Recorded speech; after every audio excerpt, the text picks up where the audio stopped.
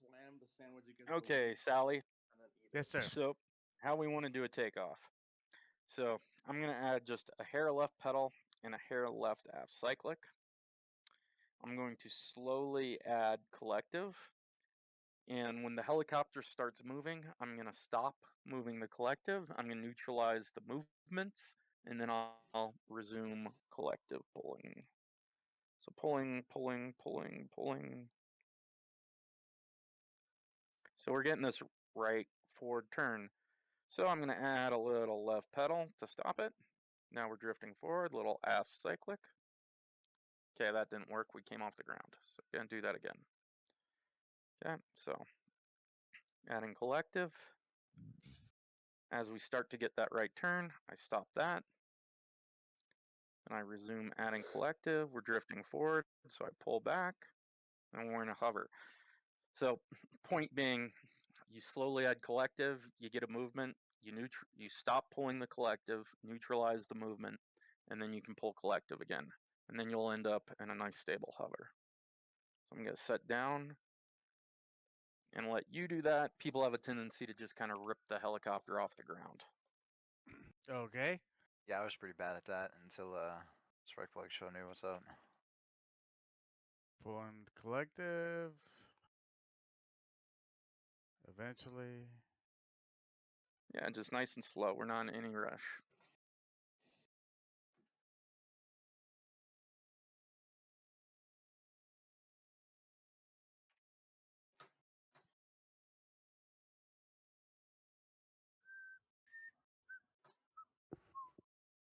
Ooh, can I remember how to do this?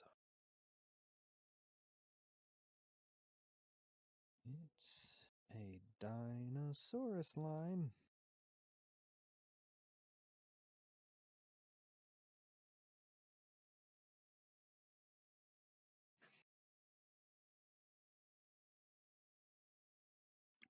Okay, I'm going to take controls from you, show you a normal takeoff profile from the hover.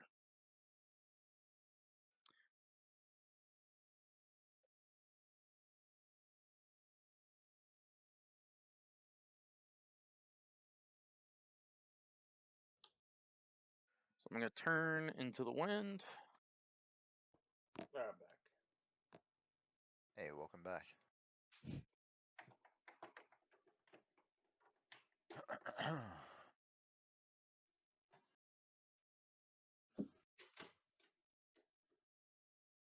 want to say thanks for doing this, by the way, Jester. I think a lot of people appreciate it.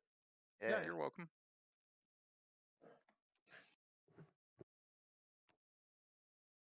Okay, so we'll do our takeoff into this direction. So we're here to hover. What we're going to do is we're going to apply a little forward cyclic.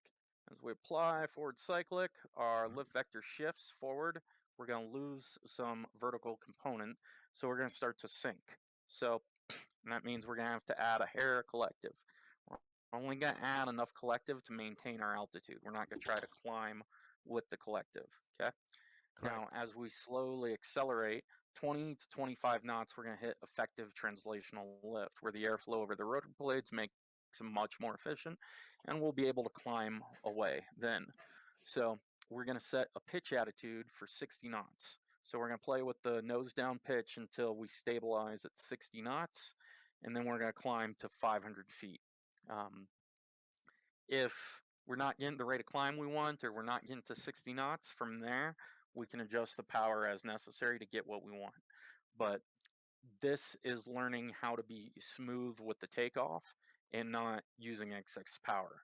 So if you're really good at this in a real helicopter, you can take off from hover power and end up at 60 knots and 500 feet without making any collective movements. So this is important for power management, high altitude, high gross weight, stuff like that. I'm getting instructions. Thank you. Hair looks really short. Love you. What?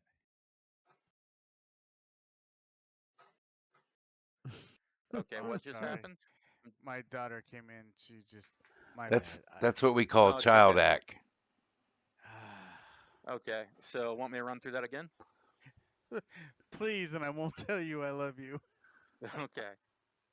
Well, if I teach you well enough, you can. What you monster? Okay, so normal takeoff. We're gonna run through it from the beginning again. So we start here at a hover. We're gonna push very slightly nose down or cyclic forward.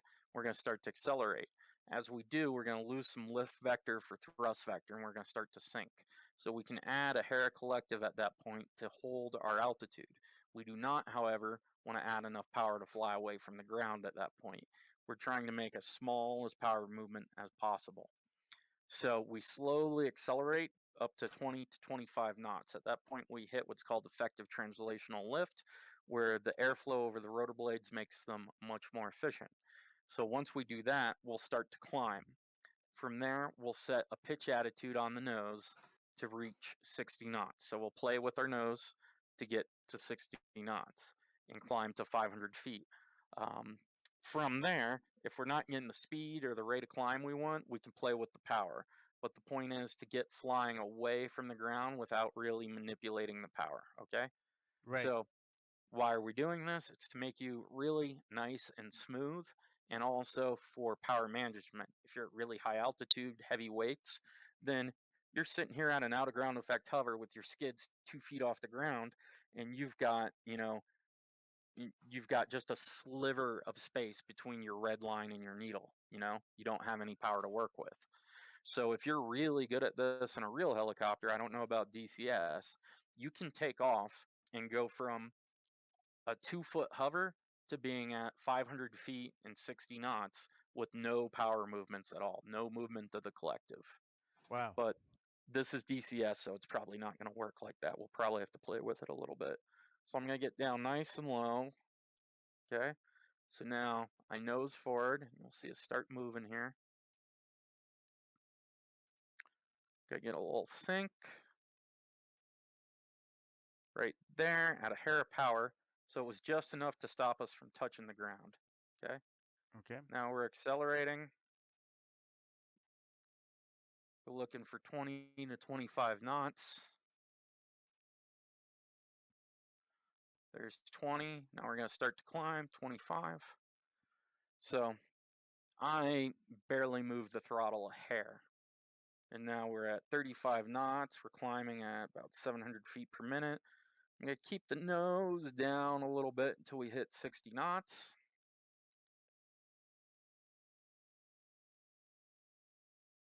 Okay, there's our 60 knots. Now I'm going to bring the nose up to hold 60 knots. And you can see I went from an in-ground effect hover to climbing at 60 knots and 1,000 feet per minute Yes. with barely moving the power. Okay. Yes. Okay, so I'm going to take us back, land us, and have you do that. I'm sorry, Jester. I was eating a peanut butter sandwich. Can you explain all that again? Yeah, sure. Only if you tell me you love me first, though. Can you tell me how my hair looks, though? Does my hair look okay? Oh my God. I'm not apologizing. She turns 18 in a couple days.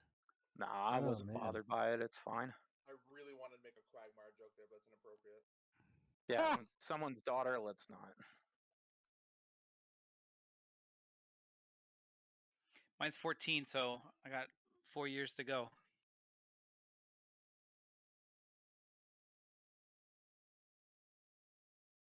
Till she's the same age. So when you say transitional, you're going from transitional hover to actual transition to flying. So when I'm saying ETL, effective translational, translating means moving sideways. So there's a bunch of aerodynamic stuff that I need a whiteboard or MS Paint or something to explain to you. But basically, the way the air is moving over the rotor blades changes between 0 and 25 knots. And as you get closer to 25 knots, the blades get more efficient. You get more power. You get more lift for the same amount of power. Right. So I we're get it. trying to milk ETL as much as we can to take off with as little power as possible because we got, fucking 9 fully loaded troops in the back, and this thing has a piece of shit Dash 13 engine in it. Okay. Got it.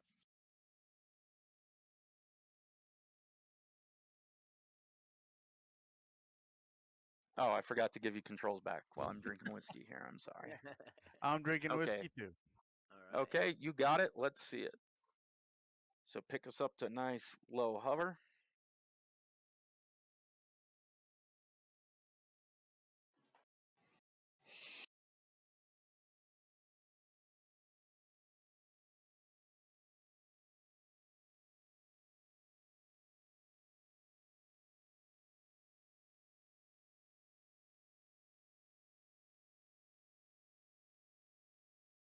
Okay, so you'll nose forward just very gently. And as it starts to settle back towards the ground, you'll add enough collective just to hold us here, not to climb.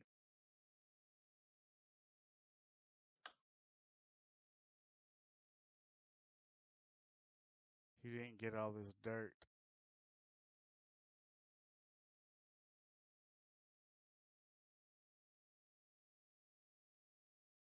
So we want to keep coming forward, slowly accelerating.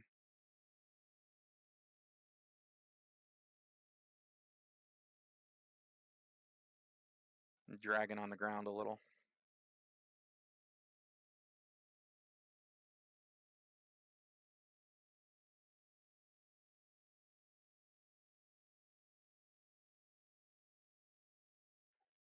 Okay, there's our 20 knots. Need to break through that. There we go.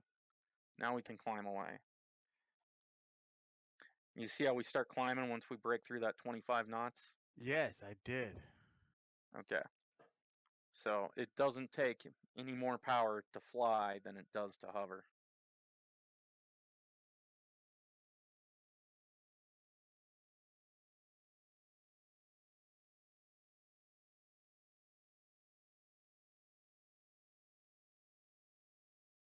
Here's my 60.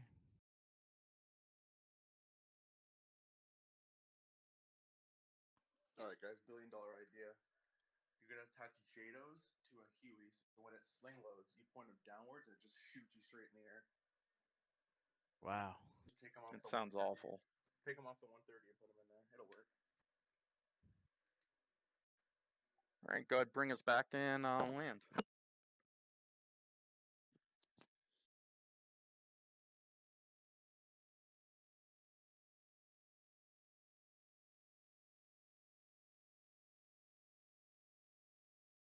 Right, so as we're landing, we want to maintain a constant angle of descent or angle of approach. So you pick the spot you're going to land on, and you look just a little short of it. And you have us descending and decelerating on the way down. Now, we get vortex ring state at below 20 knots and over 300 foot per minute rate of descent. So you control your rate of closure. You control your rate of closure with the cyclic and your rate of descent with the collective. So we can take all the time in the world to make a nice approach. To start, anyway.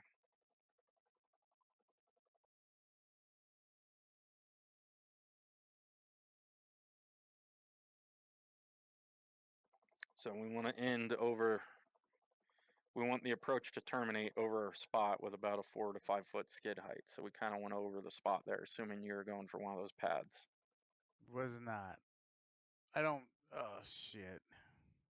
I'm not good at this. That's okay, and it's practice. I mean, it takes people 40 hours of real life training to learn this, and it's actually like it's not one to one. Like I'll say it's easier in real life, but I don't know that it's easier. It's just easier for me at this point with all my experience than it is in DCS. Of course. But anyway, it's a hard thing to learn, you know? So don't let it get you discouraged. Plus, you lose all the feel from the game too. It might help. Yeah. But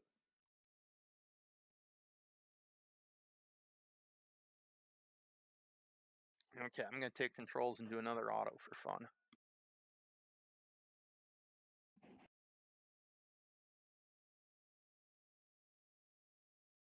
I'm getting a little worn out in the instructions, so I need to fuck around a little.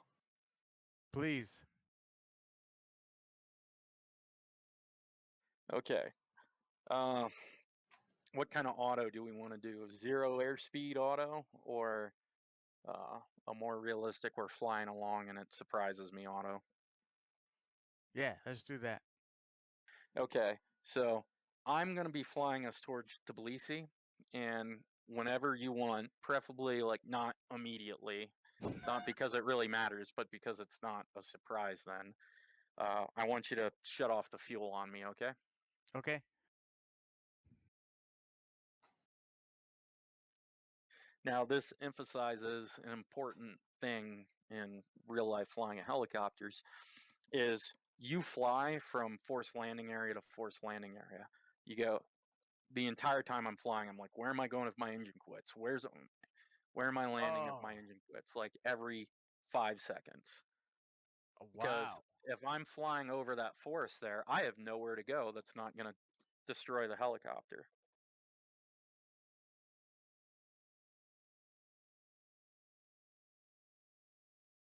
So I've tried to use fuel cut to simulate auto rotation, and it seems to kind of lock things up versus like throttling down. Who was that? 20V.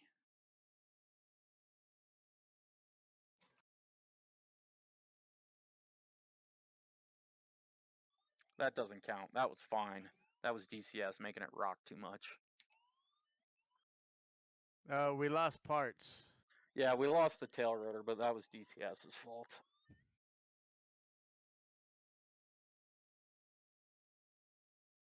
So, yeah, fuel cut will shut off your engine. It shouldn't lock everything up. You got to get the collective down immediately. And sometimes you don't have enough aft cyclic authority. So if you give a little up collective, it gives you more aft cyclic authority. So